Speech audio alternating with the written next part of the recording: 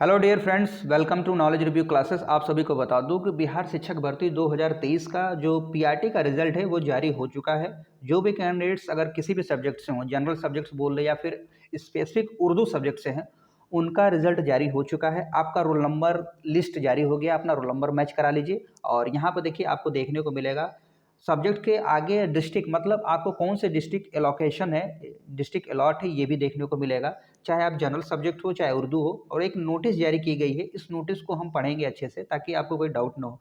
इसमें बीएड वालों के लिए क्या है खास वो देखेंगे हम। उससे पहले हम अतुल प्रसाद जी जो बीपीएससी के चेयरमैन हैं उनका ट्वीट देख लेते हैं। उन्होंने क्या बोला, देखिए इन्होंने कहा है कि मिशन इम्पॉसिबल कंप्लीट।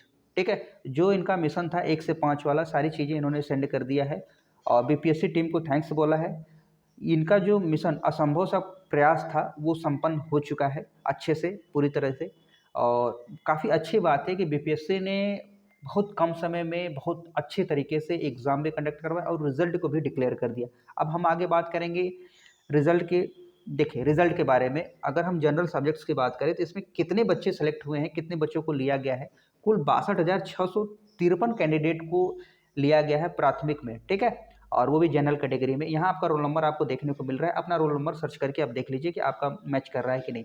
दूसरी चीज़ बता दूं कि जो भी कैंडिडेट्स, देखिए अगर प्राथमिक की बात करूं, जो भी जनरल कैंडिडेट हैं उनका रोल नंबर दिया है, फिर आगे डिस्ट्रिक्ट मिला है। मतलब एक अगर मैं एग्जांपल के लिए मान लूँ जिसका रोल नंबर 9 है तो पूर्वी चंपारण उसको मिला है। ठीक है, इसी तरह किसी को सीहोर मिला है 90 को। तो ये चीज़ें आपको देखने को मिलेगी। हालांकि हम नोटिस की बात करेंगे खासकर बीएड वालों के लिए, जिस नोटिस में क्या लिखा गया वो हम पढ़ते हैं। देखिए अगर देखा जाए तो विज्ञापन संख्या 26/2023 अध्यापक नियुक्ति प्रतियोगिता परीक्षा के बारे में बिहार राज्य सरकार, ठीक है, बिहार राज्य विद्यालय अध्यापक नियुक्ति स्थानांतरण अनुशासिक कार्रवाई एवं सेवा शर्त नियमावली 23 के तहत प्राथमिक शिक्षक वर्ग 1 से 5 के पदों पर नियुक्ति नियमावली 23 को कंडिका 5 का सेकंड में एनसीटी द्वारा समय समय पर निर्धारित शैक्षणिक एवं प्रशैक्षणिक योग्यता धारित करता हो अंकित है। बिल्कुल सही बात है।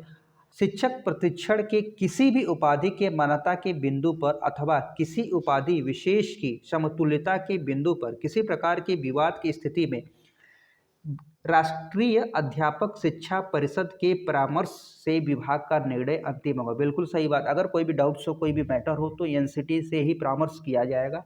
और उसके बाद इस संबंध में शिक्षा विभाग बिहार के प्रतांक इतना दिनांक इतना के आलोक में राज्य सरकार का निर्णय है कि एनसीटी द्वारा मान्यता प्राप्त संस्था से शिक्षा स्नातक की उपाधि प्राप्त की हो उसे कक्षा 1 से 5 तक पढ़ाने के लिए विद्यालय अध्यापक के रूप में नियुक्त किया जा सकेगा, स्पष्ट किया गया है।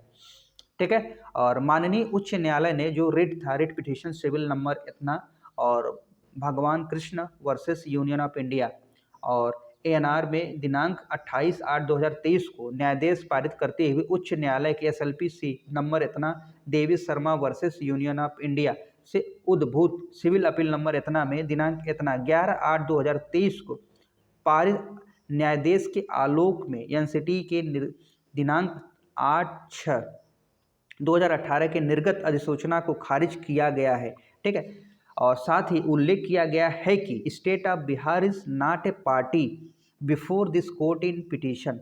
ठीक है, कहने का मतलब बिहार एक पार्टी नहीं है ये कोर्ट में जो पिटीशन आई थी उससे पहले। As such we make no comments as regards the notification issued by the state of Bihar the legality of which has been challenged in this writs petition, but this court expected that the state of Bihar shall take into accounts the judgments of this court delivered on 11/8/2023।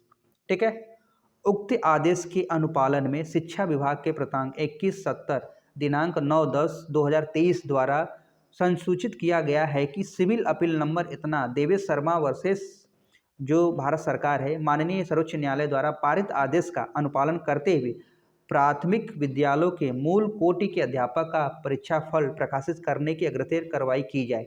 यानी जो BTC वाले हैं जो वाकई में PRT में eligible है उनका परीक्षा फल पारित किया जाए, इसके बारे में बताया गया है। उक्त आदेश के आलोक में आयोग द्वारा परीक्षा फल प्रकाशित किया गया है। फिर भी यदि इससे संबंधित किसी अन्य मामले में माननीय सर्वोच्च न्यायालय अथवा समक्ष न्यायालय के अन्यथा आदेश पारित होता है तो उसके फल से परीक्षा फल प्रभावित होगा, बिल्कुल बात है। अगर फिर से कभी रिट्स कुछ होता है तो रिजल्ट में भी इफेक्ट देखने को आएगा। फिलहाल सीधे बोल दिया गया है, जो एनसीटी का रूल था उसको खारिज कर दिया गया कि पहले जो बीएड वाले शामिल थे, यही चीज़ बताई गई सीधे अगर मैं बोलूँ कि जो बीएड वाले प्राइमरी में एलिजिबल थे उनको बाहर कर दिया गया। आप भी जानते हैं, सभी लोग जानते हैं, ठीक है। फिलहाल इतना मान के चलिए कि जो बीएड वाले हैं इसमें बाहर हैं।